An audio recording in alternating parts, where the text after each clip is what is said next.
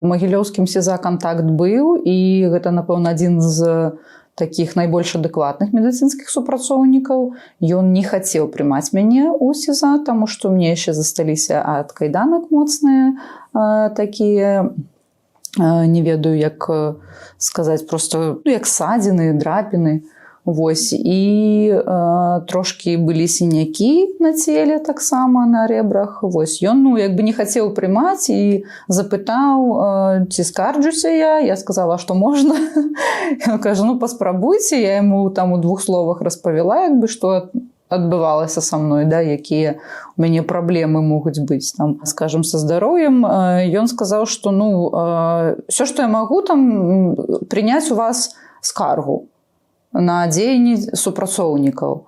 Але тады мушу вас не прымаць у СІЗА. Але я вам это не раю рабіць, таму што могуць быць праблемы.